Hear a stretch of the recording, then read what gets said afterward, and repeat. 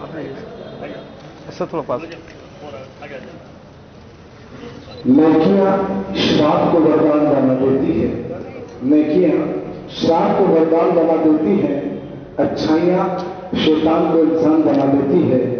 आस्था वो शिल्पी है जो पत्थर को भगवान बना देती है, पत्थर को भगवान बना देती है। हमारी आस्थाओं का पुंज लेकर हमारे अतिथिगण भारत माता के समक्ष इस दीप के माध्यम से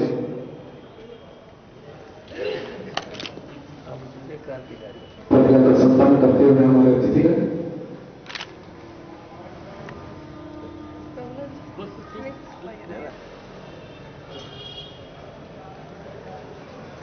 सभी से सर्वप्रथम किया हमारे बीच पधारे उनका हृदय से हृदय शर्मा का भी स्वागत करें।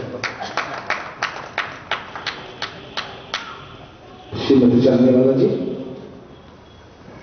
मैडम शर्मा का स्वागत करते हुए और आप तालियों के माध्यम से हमारे अतिथियों तक पहुंचे।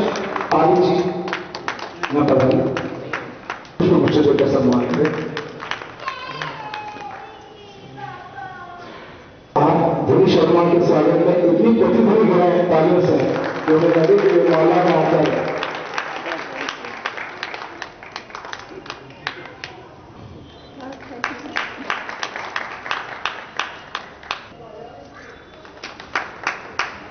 परशुराम मंच के जजारे अध्यक्ष पंडित श्याम जी कृष्ण वर्मा के बारे में सुनना चाहते हैं, उनके बारे में जानने के बेहद उत्सुक हैं और आपकी उत्सुकता को मैं भंग नहीं करना चाहता हूं और सीधे सीधे आमंत्रित करता हूं इस वातावरण को देशभक्तों के साथ जोड़ने के लिए, देशभक्ति के साथ जोड़ने के लिए, चूंकि वीरांजलि और देशभक्तों को नमन है, उन देश के वीरों को नमन है। चरणों में रहते हैं, भारत माँ की आराधना करते हैं, वंदे मातरम कहते हैं।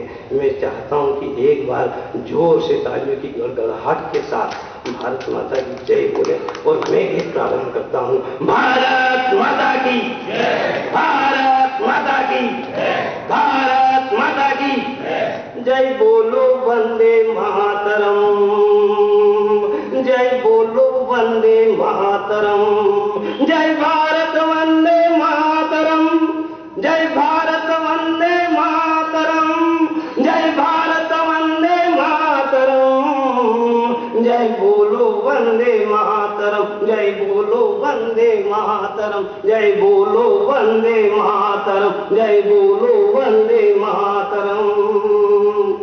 पंडित श्याम अशफाक भी तो बोले थे, पंडित श्याम अशफाक सावरकर भी बोले थे, पंडित श्याम अशफाक सावरकर भी बोले थे, अंग्रेजों के सिंहासन भी डोले थे, पंडित श्याम सावरकर भी बोले थे, अंग्रेजों के सिंहासन बावली की थाती है ये रतन सिंह की।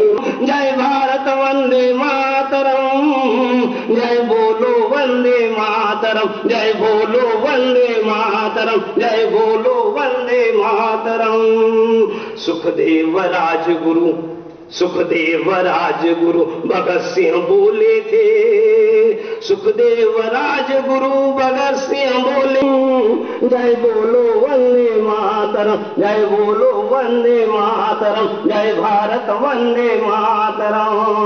आओ हम सब मिलकर गाएं, आओ हम सब मिलकर गाएं, वंदे मातरम गाते जाएं, आओ हम सब मिलकर गाएं, आओ हम सब मिलकर गाएं, वंदे मातरम गाते जाएं, उसकी महत्व लाते जाएं, प्यार सभी को बांटते जाएं, प्यार सभी को बांटते जाएं, प्यार सभी को बांटते जाएं। जय बोलो वंदे मातरम, जय भारत वंदे मातरम, जय भारत वंदे मातरम, जय वंदे मातरम, जय भारत वंदे मातरम, जय भारत वंदे मातरम।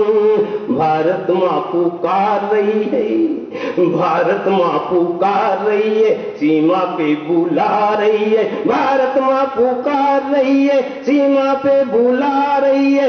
आगे आगे बढ़ते जाना, आगे आगे बढ़ते जाना, वंदे मातरम कहते जाना। जाएंगे आधी सदी है बीत गई, नहीं हक बुनियादी दिला सके। रोटी कपड़ा मकान क्या, पानी भी साफ न पिला सके। आधी सदी है बीत गई, नहीं हक बुनियादी दिला सके। रोटी कपड़ा मकान क्या, पानी भी साफ न पिला सके। दिए सुहाने नारे पर, भोजन भर पेट न खिला सके। लज्जा ढकने को तन पर, नहीं एक लंगोटी सिला सके।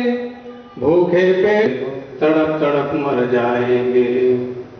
राजनीति ने केसर की क्या, विभाजित कश्मीर, आप उसका दृश्य दिमाग में रखें। कश्मीर को विवादित क्षेत्र मानते, दुनिया की कोई भी एटलस में कश्मीर को भारत का अंग नहीं माना जाता है, उसको विवादित क्षेत्र करके दर्शाया जाता है। निवेदन किया है कि केसर की क्यारी रोंद रोंद कर घर पतवार उगाया है। बछड़े के हक का दूध दूह कर नागों को ही पिलाया है। केसर की क्यारी रोंद रोंद कर घर पतवार उगाया है। बछड़े के हक का दूध दूह कर नागों को ही पिलाया है। कुछ इतिहासी भूलों को हमने फिर से दोहराया है। नागफणी को सींचा और तुलसी में जहर मिलाया है। शेर के हक का हिस्सा भी क्या, शेर के हक का हिस्सा भी क्या, ये गिदड़ हर जाएंगे। बिन पानी के मछली जैसे तड़प तड़प मर जाएंगे। राजनीति ने ठुलाएगा, अभी समय है नहीं जगे तो पानी सर से जाएगा। लड़ने को एक और लड़ाई देशभक्ति ठिलाएगा।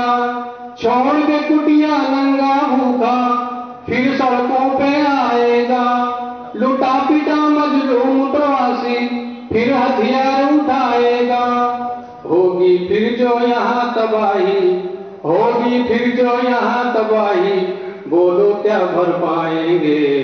बिन पानी के मछली जैसे तड़प तड़प मर जाएंगे। होगी फिर जो यहाँ तबाही, बोलो क्या भर पाएंगे। यद्यपि पुलिस की भाषा तो दूसरी होती है, लेकिन वेद ऋचा जब समर्पित हो जाती है तो राष्ट्र से जब उनका तादाद बनता है, ऐसे पंडित वेद प्रकाश शर्मा जी, हमारे सभापति जी। कार्यक्रम के मुख्य अतिथि, हम सबके श्रद्धेय, हम सबके प्रेरणा स्रोत श्रद्धेय डॉक्टर पांडे जी। विशिष्ट अतिथि रतलाम का प्रतिनिधित्व करते श्री पारस सकलेचा जी। और समूचे देश में रतलाम की वो भांजी, रतलाम की पारिवारिक सदस्यता लिए हम सबके बीच पंडित श्याम जी कृष्ण वर्मा के प्रति श्रद्धांजलि और उनकी गाथाओं को प्रस्तुत करने के लिए पधारी। अमूल्य समय से अपना योगदान देने के लिए श्री ध्वनि शर्मा जी। वीरांजलि सभा के अध्यक्ष आदरणीय डॉक्टर दिनेश जी, मंच के संचालक दिनेश जी, उपस्थित समस्त रतलाम के वीरत्वलीय प्रबुद्ध नागरिकगण, पत्रकार बंधु और भारत भवन की स्थापना की, न केवल भारत भवन की स्थापना की, अभी तो भारतीयों के लिए भारत के द्वारा भारत सरकार की स्थापना का संकल्प और उद्देश्य लेकर के वहां से एक शंखनाद किया।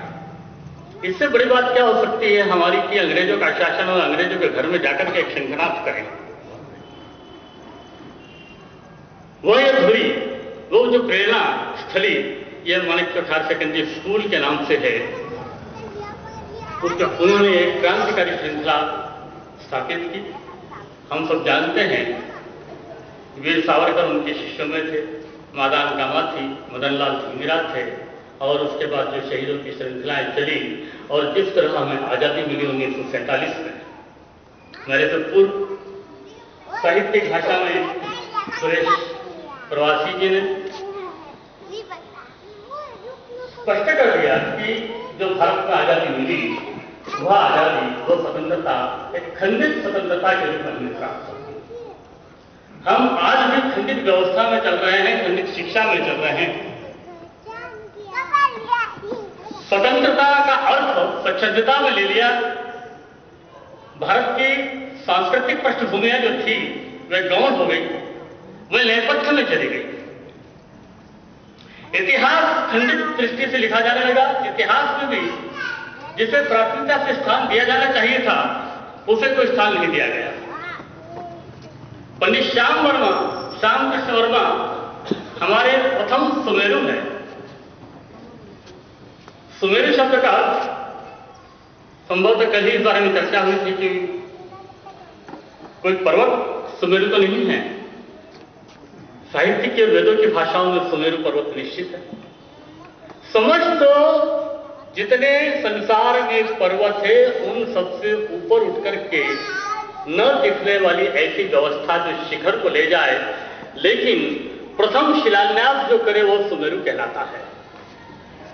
पंडित यहां पर 23.30 रेखा पर निकल रही है, यह सुमेरु रेखा पर निकल रही है, इसलिए इसमें क्यों नहीं सुमेरु के भाव आएंगे और क्यों नहीं हम पंडित श्याम कृष्ण वर्मा जी को सुमेरु के माध्यम से एक शिखर आधार पर ले जाने का प्रयत्न करें। वीरांजलि इस अवसर पर 4 अक्टूबर को जब आयोजित एक कार्यक्रम हुआ आर्यवाद मंदिर में, नगर के जुझारू संकल्प युक्त नई दिशा देने के नागरिक माताओं के वीरांजलि के रूप में सम्माननीय जोशी जी और उनकी सारी टीम ने एक सुंदर प्रकल्प का संकल्प लिया है कि उन शहीदों को जिनका रतलाम की माटी से संपर्क रहा उनको आम जनता से जोड़े, उनकी छवि हमारे नौजवानों के बीच में बने और हम उनसे प्रेरणा ले सके। और इसी संकल्प के तहत पंडित श्याम जी कृष्ण वर्मा की याद में उनकी स्मृति को बनाए रखने के लिए पंडित बाबूलाल जोशी साहब ने एक बीड़ा उठाया और यह तय किया और मुझे आदेश दिया कि दादा इसे एक सभागार के रूप में इसे पंडित श्याम जी वर्मा की याद हमेशा बनी रहे निर्मित किया जाए। इस सभागार के पीछे उसके ऊपर एक भव्य और अति आधुनिक सभागार बने, सर्व सुविधायुक्त, और उस पूरे सभागार का और सारे स्थान को और सुंदर बनाया जाए। उसका नाम पंडित श्याम जी कृष्ण वर्मा सभागार रखा जाए। निश्चय ही मैं सोचता हूं कि यह प्रयास किसी भी रूप में नौजवानों के बीच में नहीं रख पाएंगे तो हम देश की आजादी के साथ न्याय नहीं कर पाएंगे। निश्चय ही रतलाम में इसका अभाव है।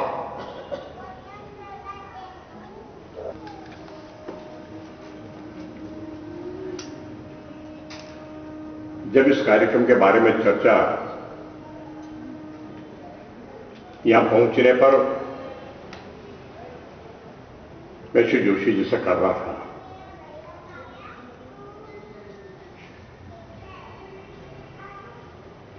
तो दूर तक मैं अपने विचारों में खो गया।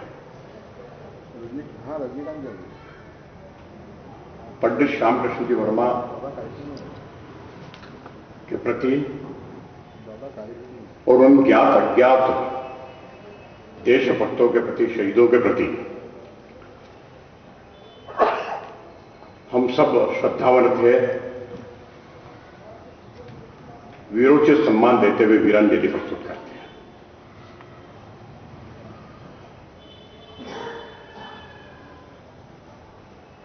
गुजरात का नाम वर्मा जी के साथ जुड़ा है, लेकिन रतलाम को जो गौरव प्रदान किया, इसलिए रतलाम राज्य का या रतलाम का नाम भी श्री वर्मा जी से जुड़ा हुआ है।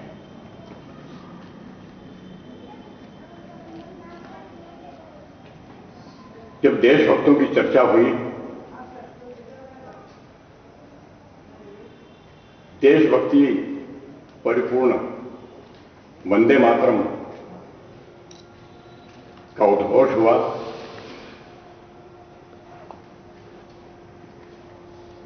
तो मुझे वो दृश्य मेरी आंखों के सामने आ गया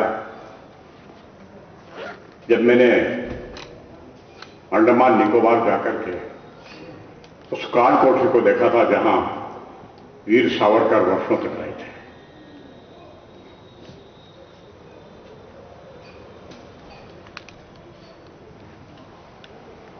कि एक संकल्प के प्रति हमको प्रेरित किया। ये ठीक है, आजादी हमको मिली, हम आजादी का लाभ भी ले रहे हैं। स्वराज्यवाद अलग है, स्वराजवाद अलग है।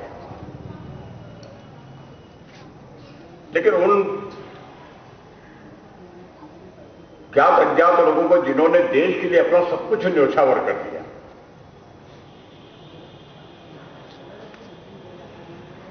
माता पिता तक को छोड़ दिया, जिनके द्वारा हमको स्वातंत्र मिला, धीरे धीरे आज की पीढ़ी उस इतिहास को छोड़ती चली जा रही है, भूलती चली जा रही है। जोशी जी, आपने एक काम नहीं योगदान था जितना समाज सुधार में तो था, लेकिन देश की आजादी में भी। ऐसे कई लोग हैं, उन भूली पिछली बातों को याद करते हुए एक आपने क्रम शुरू, इसी प्रकार से कड़ी जोड़ते हुए उन ज्ञात अज्ञात लोगों का स्मरण कराने में सहायक हो जिन्होंने देश की आजादी के लिए अपना सर्वस्व न्योछावर किया।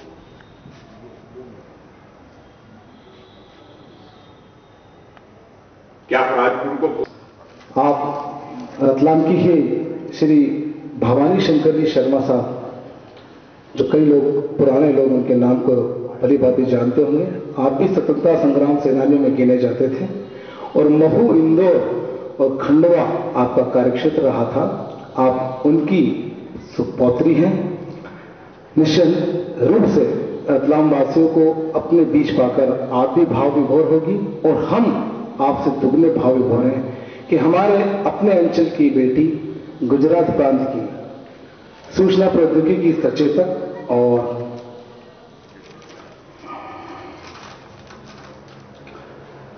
युवा सृजनात्मक प्रकोष्ठ की वहां की प्रभारी हैं और देश में कई स्थानों पर विश्वविद्यालयों में आपके व्याख्यान होते हैं। आपकी ओजस्वी वाणी को सुनकर लोग तालियों की गड़गड़ाहट करते हैं। निश्चित तौर पर रतलाम के इस पंडित श्याम जी कृष्ण वर्मा के इस पांडाल में, सभागृह के पांडाल में आप हमको अपनी वाणी से, अपनी ध्वनि की प्रतिध्वनि से विजित करेंगे।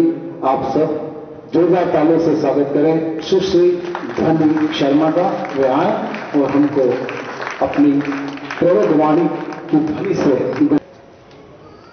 वीरांजलि के इस मंच से शुरुआत करने से पहले आपके रतलाम की बेटी, कह सकती हूँ कि भतीजी या कहिए भांजी या कहिए बेटी, मैं खास धन्यवाद दूंगी माननीय श्री बाबूलाल जी जोशी जी का, क्योंकि उन्होंने मुझे ये सौभाग्य दिया कि मैं आप सभी के बीच आकर अपने विचार नहीं पर आप सभी से प्रेरणा ले सकूं। मंच पर उपस्थित माननीय श्री लक्ष्मी नारायण पांडे जी, जो पूर्व सांसद हैं, मेरा आज एक सपना पूरा हुआ। जब राजनीति में पहला कदम रखा तो एक बालिशता होती है कि एक पेज लिया जाता है किन किन से मिलने की इच्छा है, और आज वो सपना पूरा हुआ। माननीय श्री लक्ष्मी नारायण पांडे जी के मुझे दर्शन हुए, प्रणाम सर। साथ ही हमारे बीच उपस्थित यहाँ के डीआईजी और वेद पाठी शर्मा जी को हार्दिक नमस्कार और श्रीमती जी को नमस्कार। यहाँ के विधायक श्री पारस सकलेजा जी को नमस्कार और मंचस्थ महानुभाव साथ ही यहाँ उपस्थित भाइयों और बहनों तो नहीं कहूंगी, पर आप सभी, हमारे गुजराती में कहते हैं कि બધા જ વડીલોને મારા हार्दिक नमस्कार। आज हम बात करने जा रहे हैं श्री श्याम कृष्ण जी वर्मा। मुझसे पहले यहाँ जो वक्ता आए, उन्होंने आपको एक पूर्वाभास दिया। मैं पूर्वाभास इसलिए कहूंगी क्योंकि मैं खुद उस यात्रा पे निकलूंगी जहां आप सबको ले चलूंगी कि क्या थे वो जिनके लिए हम सब यहां एकत्रित हुए। रेजिस्टेंस, आप सब ध्यान से सुनिएगा, रेजिस्टेंस टू एन इम्प्रेशन। देखिए, किसी भी चीज को रेजिस्ट करना मीन्स उग्र होना। उन्होंने यह भाव क्रांतिकारियों के बीच में दिया कि रेजिस्टेंस करना जरूरी नहीं है, पर जब रेजिस्टेंस, जब उग्रता का भाव आए और हम खड़े हो जाए कि नहीं, यह सही नहीं है, हम खड़े हैं। समय अनुसार उग्र होना जरूरी है। और उस स्वतंत्रता सेनानी, उस गुजरात के गौरव, जिसका जन्म 1857 में गुजरात के मांडवी जगह हुआ, उनको आज उनकी पुण्यतिथि पे मैं शत शत नमन करती हूँ। और आप सभी के माध्यम से आइए हम उस यात्रा पर चले जहाँ श्री श्याम कृष्ण वर्मा जी को हम सभी उनके जीवन की तरफ एक रुख करेंगे कि किस प्रकार उन्होंने स्वतंत्रता सेनानियों के बीच प्रेरणा स्रोत का कार्य किया। भारत का नाम राजा भरत पर पड़ा है। राजा भरत का एक वाक्य है, उनकी मां उनको ढूंढने लगी, कहाँ है मेरा बेटा। वो 6 साल का बालक एक शेर के मुंह को खोल के उसके दांत गिन रहा था। ये वाक्य शायद हम सभी को पता होगा। वैसा ही कुछ किया श्री श्याम जी ने। उसी धरती पे, लंदन की भूमि पे, जिन लोगों ने हम पर हावी होकर हम भारत को स्वतंत्र न करते हुए इस प्रकार से हमसे आजादी छीन ली, उन्हीं की जगह जाकर स्वतंत्रता की लड़ाई लड़ना, यह पहला मुद्दा जो उन्होंने किया। कैसे? श्री श्याम कृष्ण जी वर्मा का जन्म मांडवी गुजरात में हुआ। वह पढ़ाई में, वह संस्कृत में बहुत ही आगे कूच करके अपनी पढ़ाई पूरी कर लंदन शिफ्ट हुए। लंदन जाकर उन्होंने ऑक्सफोर्ड यूनिवर्सिटी में पढ़ाई करी। देखिए, उस समय बहुत बड़ी बात है कि संस्कृत का कोई वेद पाठी ऑक्सफोर्ड यूनिवर्सिटी जाए। वो कैसे गया? हमारे पूर्व वक्ताओं ने बताया, श्री दयानंद सरस्वती जी, उनका परिचय हुआ मुंबई में दयानंद सरस्वती जी से। और दयानंद सरस्वती जी, जिन्होंने आर्य समाज की स्थापना करी, उन्होंने उन्हें कार्य दिया कि सामाजिक जीवन को आगे बढ़ाइए और गुजरात, राजस्थान, महाराष्ट्र में जाकर आर्य समाज को और आर्य समाज के लिए समाज को प्रेरित कीजिए। तभी दीनदयाल जी, तभी दयानंद सरस्वती जी ने कहा कि तो संस्कृत का विद्वान है, तो क्यों ना मैं इसे आगे उस देश भेजूं जहां सही में उस देश की जरूरत है। क्यों? क्योंकि वहां एक ऐसा व्यक्ति हमें चाहिए था जो पूरी दुनिया को बता सके कि भारत किस स्थिति से गुजर रहा है। तो लंदन, ऑक्सफोर्ड यूनिवर्सिटी जाकर उन्होंने 18वीं सदी में ही, देखिए, अगर लंदन में कोई इंडिया हाउस, भारत भवन की स्थापना करता है, वो बहुत बड़ी बात है। उन्होंने 64 एवेन्यू में एक बहुत बड़ा मकान लेके क्रांतिकारियों का न्यूक्लियस, आप हिंदी में उसे कह सकते हैं केंद्र बिंदु, जहां बड़े बड़े क्रांतिवीर आकर मिले और साथ ही उन्होंने अलग अलग छात्रवृत्ति लेकर आगे पढ़ाई करी। आप देखिए उस व्यक्ति का विजन, उस व्यक्ति की सोच।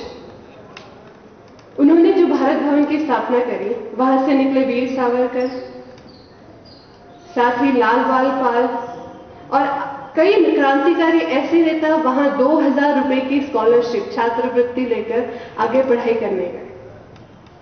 वहीं से आगे बढ़ते हुए उन्होंने इंडियन सोशलिस्ट नाम का एक न्यूज़पेपर चलाया। आज भी कभी आप मांडवी आए, जो मैं अपने आगे के वक्तव्य में आप सबको आमंत्रित करूंगी, तो आप देखेंगे कि वहां के म्यूजियम में इंडियन सोशलिस्ट न्यूज़पेपर की कुछ कॉपीज हैं। उस कॉपी में लिखा हुआ है कि किस प्रकार एक विजन, एक प्रेरणा, एक इंस्पायरिंग थॉट क्रांतिकारियों को जन्म देती है। आज इस मंच के माध्यम से ही मैं कहूं, यह वीरांजलि मंच है। इस मंच से हो ना हो, हम सभी यहां बैठे हैं, हमें एक दिशा मिली है कि रतलाम में आगे जाकर हम हमारे सभी क्रांतिवीरों के लिए कुछ करेंगे। उसी प्रकार उस समय उन्होंने इंडियन सोशलिस्ट नाम का न्यूज़पेपर स्थापित किया और उस न्यूज़पेपर के माध्यम से यूरोप हिला दिया। मैं आपको बताऊं कि लंदन के एक न्यूज़पेपर ने उन्हें कहा नोटोरियस श्याम। नोटोरियस का मतलब होता है मस्तीखोर। यानी वहां इतनी आवेग आ गया लंदन के लोगों को कि ये कैसे भी इसे निकालो यहां से। पर श्याम जी रुकने वालों में से नहीं थे। उन्होंने कोई बात नहीं, अब मैंने जो थामा है हाथ क्रांतिकारियों का, अगर तुम मुझे लंदन के इंडिया हाउस से आगे बढ़ाओगे तो मैं पेरिस जाके रुकूंगा। तो उन्होंने इंडियन सोशलिस्ट जो पेपर है उसका पेरिस में जाके वापस से पब्लिकेशन शुरू किया। उस पब्लिकेशन के साथ साथ देखिए, वो काल जो था, कह सकते हैं कि वो एक ऐसा विश्व युद्ध था जहां जापान जब अपनी स्वतंत्रता के लिए लड़ रहा था, तो जापान और ब्राजील के बीच में जो कम्युनिकेशन था, उस बीच इंडियन सोशलिस्ट नामक न्यूज़पेपर को एक नई दिशा मिली जब वो पेरिस में जाके स्थापित हुआ और यहां से आने वाले क्रांतिकारियों की संख्या में बढ़ोतरी हुई और तब इंडियन हाउस को एक नया स्वरूप दिया गया कि क्या क्या ऐसे मुद्दे रहेंगे भारत की स्वतंत्रता पाने के लिए कि जिसमें युवाओं का योगदान रहेगा। वीर सावरकर ने इसमें खास भूमिका निभाई और उन्होंने, आप सभी जानते हैं उस तक में उनके कार्य किस प्रकार आज हम सभी याद करते हैं। और उसी इंडियन हाउस से एक ऐसी सोसाइटी का निर्माण हुआ जिसे कहते हैं Indian home society. Indian home society का कार्य यह था कि पूरे विश्व में क्रांतिकारी विचारधारा के युवाओं को एकजुट करना, साथ ही उन्हें आर्थिक सहयोग देना। देखिए, उस समय बहुत बड़ी बात थी जब ब्रिटेन और ब्रिटिश काल था, उस समय दूर बैठे हुए आर्थिक सहयोग प्रदान करना अपने आप में एक मनोबल प्रदान करना था।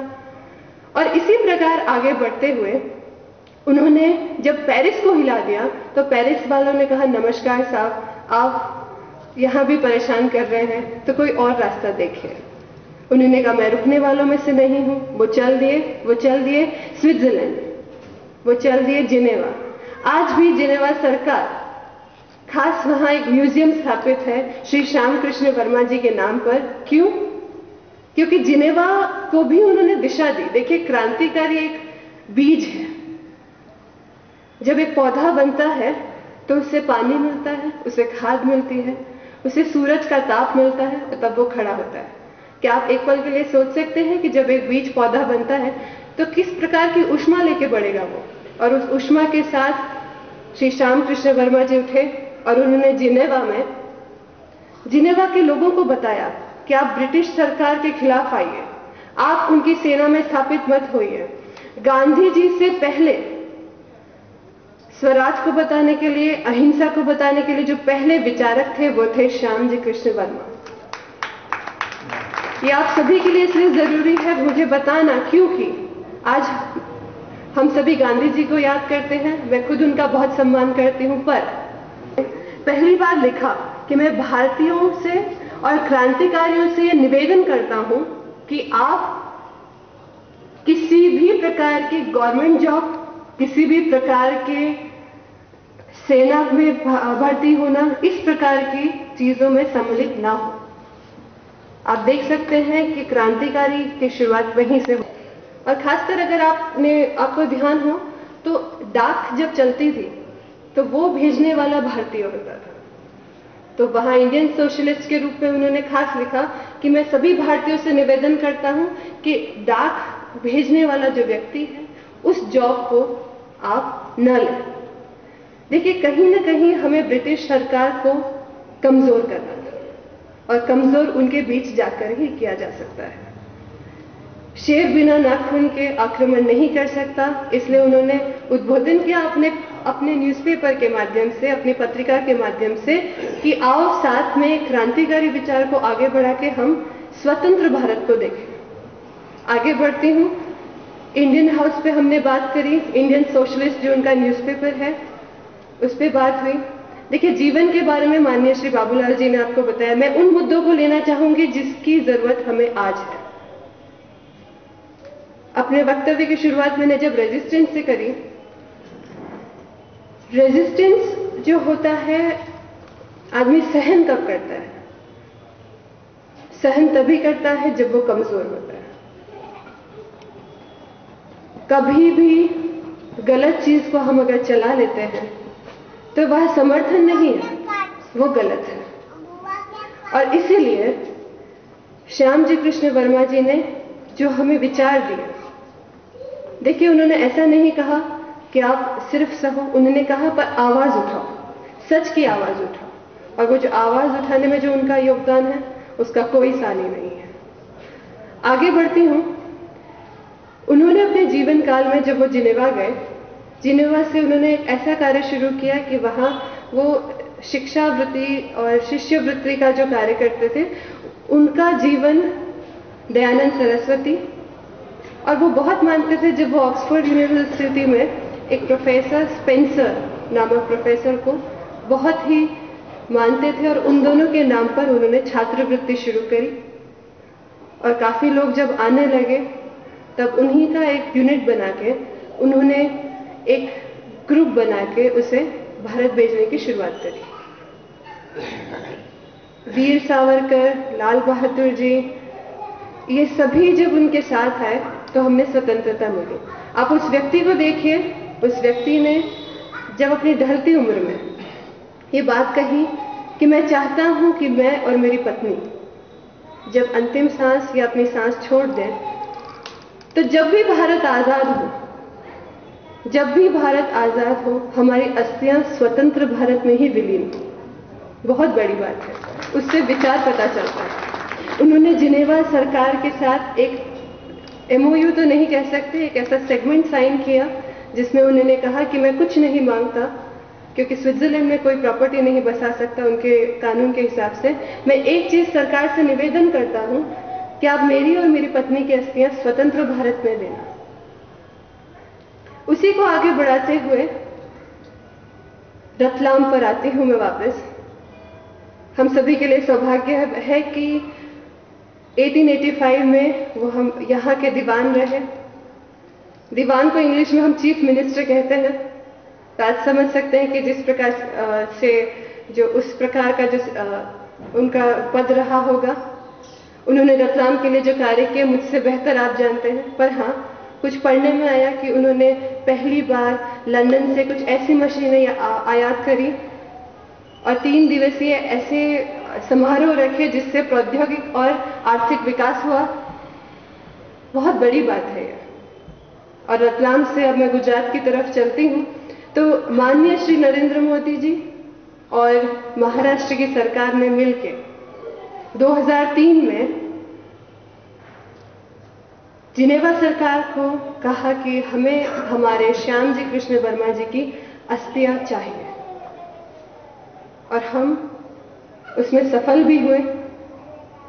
हम उसे 22 अगस्त 2003 को भारत लेकर आए और कच्छ मांडवी यानी अहमदाबाद से शुरू हुई यात्रा 1400 किलोमीटर की, जो गई अहमदाबाद, वलसाड़, बड़ौदा, मांडवी पहुंची। वहां उनकी अस्थियों का विसर्जन किया गया। उसी समय वहां एक बात रखी गई कि हमें श्री श्याम जी कृष्ण वर्मा जी के मेमोरियल की स्थापना करनी चाहिए, और वहां एक म्यूजियम मेमोरियल बनाया गया जो आज भी युवाओं को बहुत प्रेरित करता है। हमें ये बताता है कि जो वो हमारे लिए कर गए हमें उसे आगे बढ़ाना है। देखिए, श्याम जी के ही विचारों को आज की स्थिति से कैसे हम जोड़ सकते हैं। आज भारत देश आतंकवाद, माओवाद, प्रांतवाद और साथ ही समाज में नैतिक मूल्यों के अभाव से जूझ रहा है।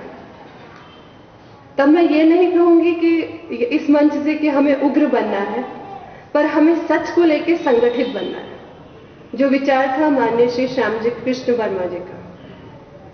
सच के लिए संगठित होने के साथ ही हम इन सभी परिस्थितियों से लड़ सकते हैं, और समय अनुसार उग्र होना भी गलत नहीं है।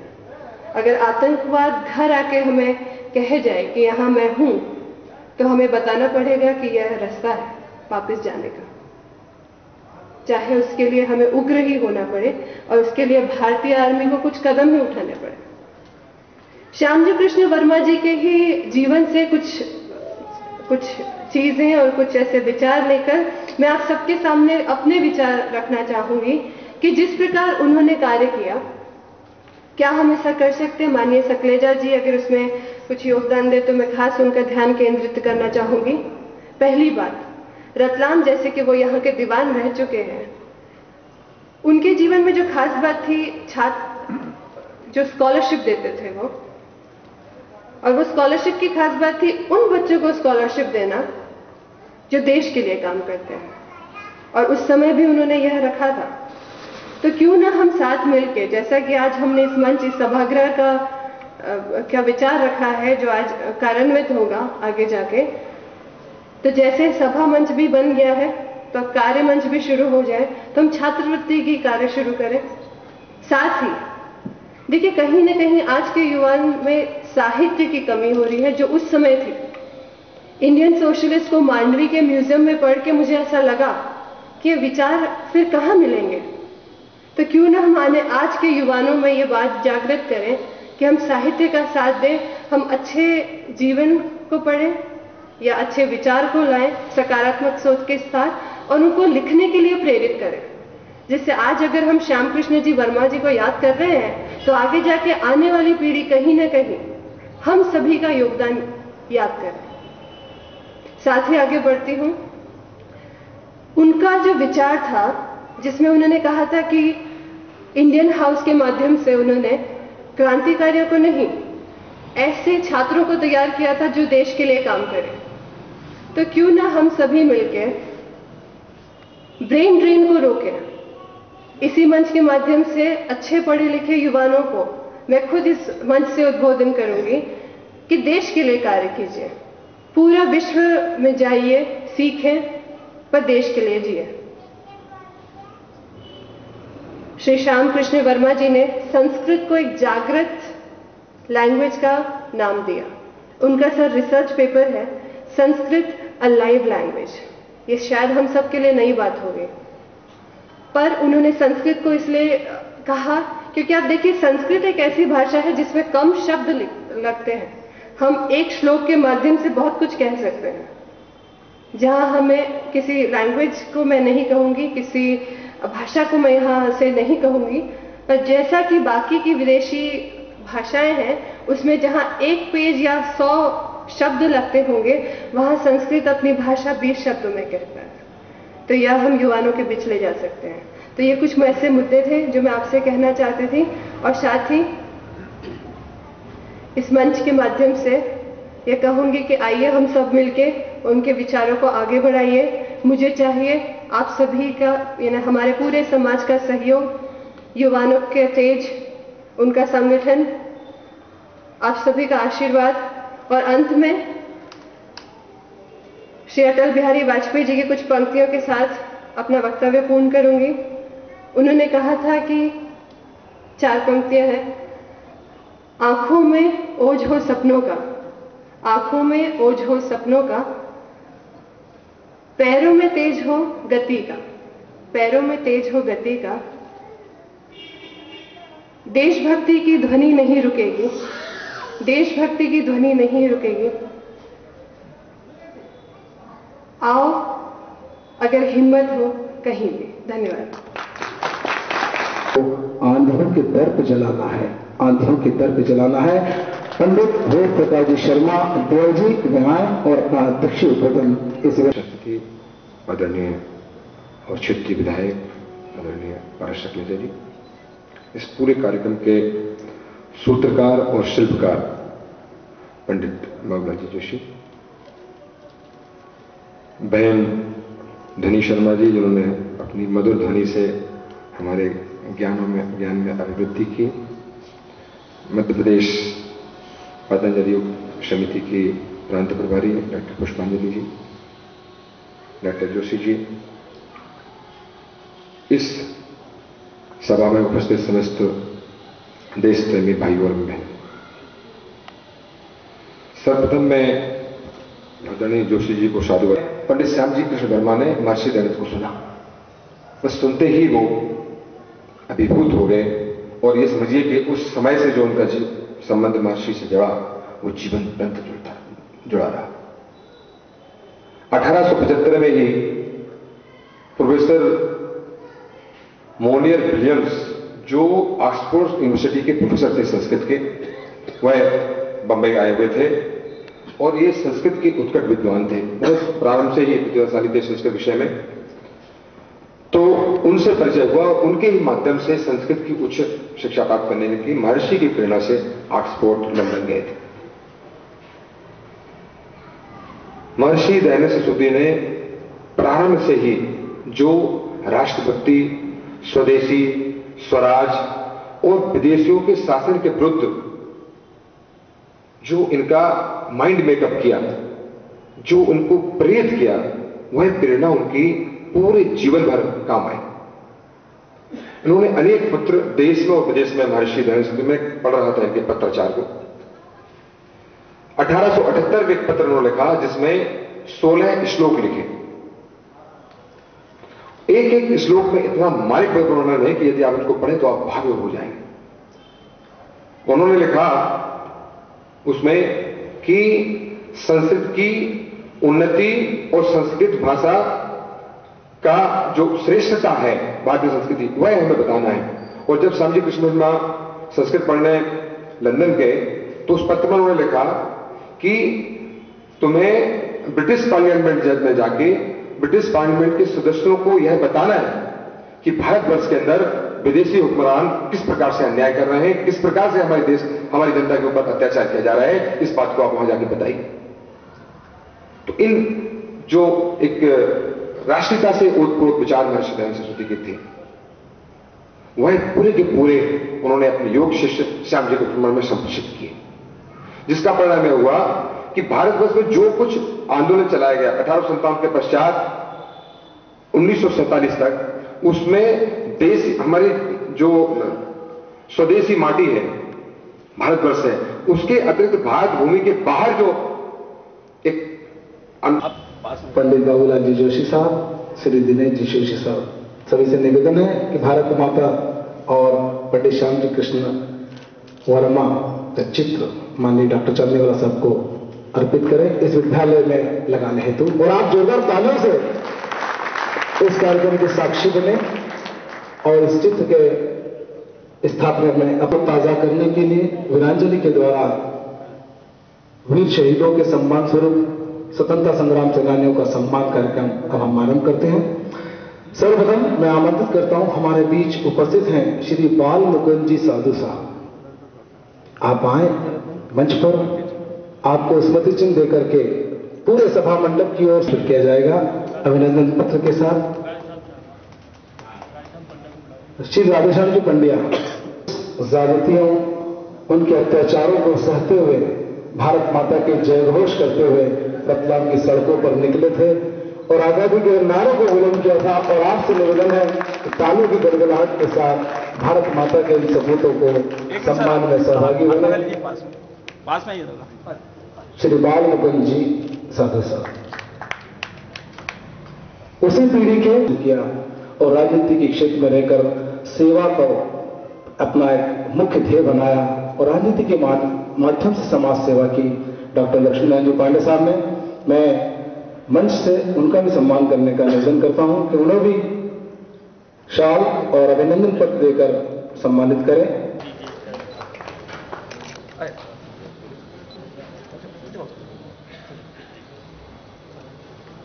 राष्ट्र कार्य के लिए वह औरों के लिए होता है, वह राष्ट्रभक्त होता है। अतः स्वराज भक्ति में रत आप स्वतंत्रता संग्राम सेनानी लोकतंत्र रक्षक से सम्मानित होने पर वीरांजलि रतलाम आपका वंदन और अभिनंदन करती है।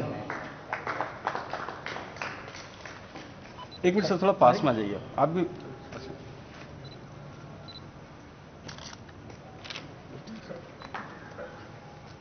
रतलाम की मिट्टी का गौरव देश के कोने कोने तक पहुंचा रही है, महका रही है। ऐसी गौरवशाली करने के लिए मंच पर उपस्थित डॉक्टर लक्ष्मीनारायण जी पांडे साहब, पारा दादा सकलेचा, वैद प्रकाश जी शर्मा साहब, पंडित बाबूलाल जी जोशी साहब से निवेदन करूंगा, जोरदार तालियों से सम्मान करें। और हम उम्मीद करते हैं और आशा व्यक्त करते हैं कि ध्वनि अपनी ओजस्वी वाणी से, उसकी प्रतिध्वनि से पूरे देश को गुंजाय करे। न सिर्फ देश बल्कि पूरे विश्व में एक ज्ञान का डंका बजे और रतलाम का नाम रोशन हो। थोड़ा हाथ लगाइए। हमारे इस कार्यक्रम में पधार कर हमारे इस कार्यक्रम को गरिमा प्रदान की हमारे विशिष्ट मेहमान, विशिष्ट अतिथि श्री पारा दादा सकलेचा ने, हम उनका भी स्मृति चिन्ह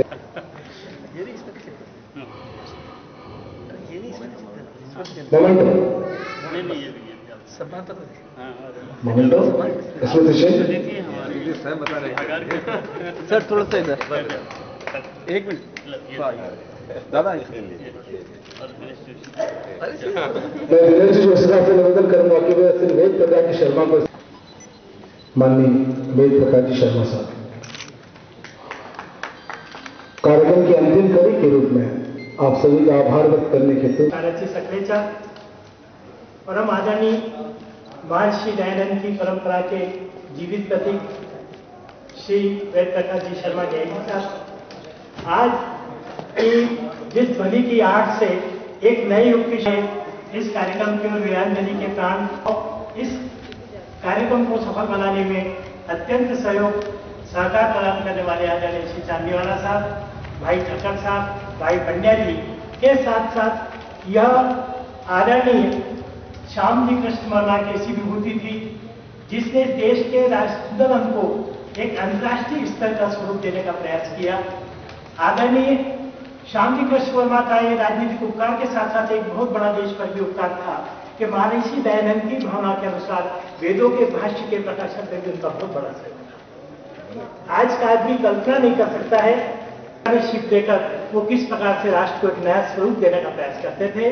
इसमें हम इसलिए गौरवान्वित हैं कि श्याम जी कृष्ण वर्मा कोई बहुत बड़े धन के स्वामी नहीं थे, किंतु गुप्त रूप से जो उनको सहायताएं प्रदान की जाती थी, जिन राजाओं को उन्हें प्रेरित किया था, जिन राजाओं को सत्कर्म के रास्ते पर लगाया था, उनमें रतलाम का राज्य परिवार भी एक था और कहीं न कहीं आंशिक रूप से यह परिवार भी जबजी श्याम जी कृष्ण एक ऐसी प्रतिछाया उनकी हमारे देश की राजनीति को अंतर्राष्ट्रीय स्वरूप देने की बनी कि जर्मनी, जापान और कईयों के सहयोग के बाद जो प्रथम विश्व युद्ध की जो कल्पना थी, प्रथम युद्ध की पृष्ठभूमि के बाद जब द्वितीय युद्ध की पृष्ठभूमि बनी तो राजनीति में कई प्रकार के मूल्यांकन हुआ करते हैं। तो आज मैं इस कार्यक्रम में आभार इसलिए सबका कि यह एक ऐसी आहुति थी कि जब हम शहीदों को सम्मान देने के लिए करते हैं, एक ऐसा यज्ञ था कि जिनने अपने रक्त के कण को देश के प्रति समर्पित कर दिया था। तो ऐसे इस महान यज्ञ की आहुति देने में हमारे सारे सम्मानीय अतिथियों का तो मैं आभारित हुई हूँ, उसके साथ आप सब लोगों का भी आभारी हूँ कि शहीद के नमन क्या है। समय का महाजन बड़ा ही कृपण है, निवेदन किया कि देता दिन है, जिसके बावजूद भी आपने इतना महत्वपूर्ण समय दिया, इसके लिए हम सब आपके आभारी हैं। केवल दो पंक्तियों में कि आजादी जीवित रखना है तो उन सबको पूजो जिनने रक्त बहाया है। आजादी जीवित रखना है तो उन सबको पूजो जिनने रक्त बहाया है। यह बिना खून की धार बहाए नहीं मिली है, लोगों का भागीरथी से भारत की धरती पर खींचकर लाया है, लोगों का भागीरथी से भारत की धरती पर खींचकर लाया है। आप सबको पुनः बहुत बहुत धन्यवाद। भारत माता की, भारत माता की जय हिंद, जय भारत, शुभ रात्रि।